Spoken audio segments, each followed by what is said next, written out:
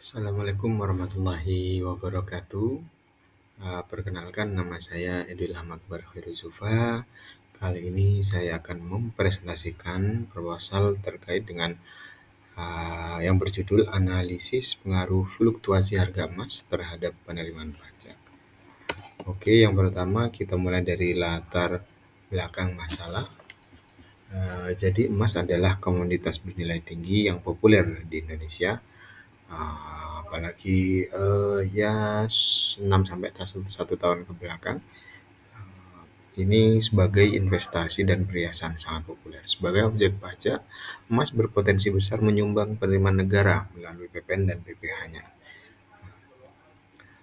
Fluktuasi harga emas, yaitu perubahan harga jual dan beli, dipengaruhi oleh faktor domestik dan global seperti inflasi, nilai tukar, suku bunga, dan kondisi geopolitik. Fluktuasi ini berdampak pada volume transaksi emas dan secara tidak langsung pada penerimaan pajak.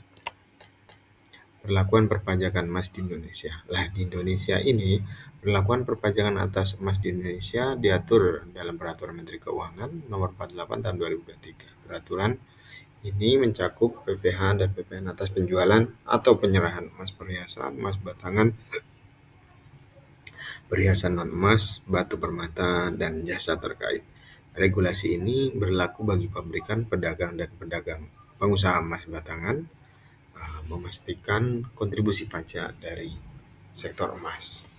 Selanjutnya, rumusan masalah dan batasan penelitian. Rumusan masalah adalah tren fluktuasi harga emas mulai tahun 2023 sampai 2025, pengaruh fluktuasi harga emas terhadap kepatuhan penyetoran PPN dan PPh, penerimaan pajak atas penjualan emas di KPP Madya Sidoarjo. Saya mengambil satu satker di KPP Madya Sidoarjo. Batasan masalahnya adalah fokus pada PPh dan PPN. PPh itu pajak penghasilan dan PPN itu pajak atas pertambahan nilai atas penjualan penyerahan emas. Objek penelitian wajib pajak di KPP Madya Sidoarjo, dampak terbatas pada penerimaan pajak sesuai PMK 48 2023. Periode pengamatan 2023 sampai dengan 2025. Tujuan dan manfaat penelitian. Yang pertama, tujuan penelitian adalah mengukur pengaruh fluktuasi harga emas terhadap penerimaan pajak di KPP Madya Sidoarjo. Yang kedua, menganalisis hubungan antara fluktuasi harga emas dan penerimaan pajak sektor emas. Yang ketiga, menguji kontribusi fluktuasi harga emas terhadap peningkatan penerimaan pajak secara statistik. Manfaat penelitiannya yaitu secara teoritis menambah kajian literatur hubungan komoditas emas dengan penerimaan pajak. Yang kedua, secara praktis evaluasi kebijakan PPh final, perumusan kebijakan perpajakan, evaluasi kewajiban perpajakan, literasi ilmu pengetahuan. Selanjutnya, metode penelitian. Yang pertama, pendekatan kuantitatif asosiatif. Mengetahui hubungan atau pengaruh antara harga emas, yaitu independen, dan penerimaan pajak dan dependen. Hipotesis, yaitu tidak ada pengaruh signifikan atau terdapat pengaruh signifikan. Pengumpulan data sekunder, studi dokumentasi, laporan data harga, realisasi penerimaan pajak, dan studi perpustakaan. Selanjutnya, metode analisis data. Yang pertama, analisis deskriptif, memberikan gambaran umum data penerimaan pajak emas sesuai PMK 48 tahun 2023.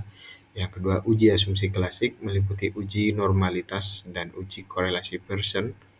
Yang ketiga, analisis regresi linear sederhana, yaitu mengetahui hubungan dan pengaruh variabel dependen dan independen secara simultan.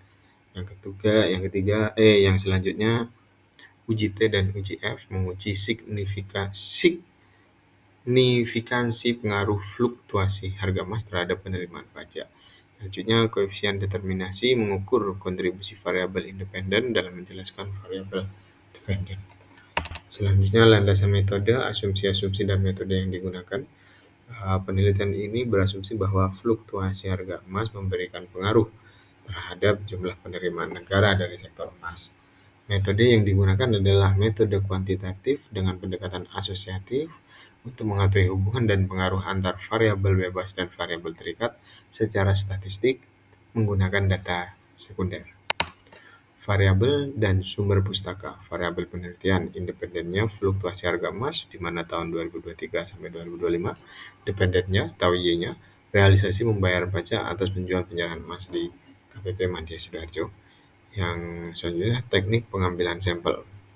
Pengambilan sampel wajib pajak terdaftar di KPP Madya, wajib pajak aktif membayar pajak penjualan atau penyerahan emas selama periode penelitian. Teknik pengambilan contoh sampel wajib pajak yang terdaftar. Selanjutnya pencatatan dilakukan dengan pengumpulan data sekunder berupa dokumen resmi dari Direktorat Jenderal Pajak. Data disimpan dalam format digital dan dikelola menggunakan software pengolah data seperti Microsoft Excel. Oke, selanjutnya variabel dan sumber pustaka. Teknik analisis data. Teknik analisis data meliputi analisis deskriptif, uji asumsi klasik, yaitu normalitas dan korelasi Bayesian, analisis regresi linear sederhana, uji T dan uji F, koefisien determinasi.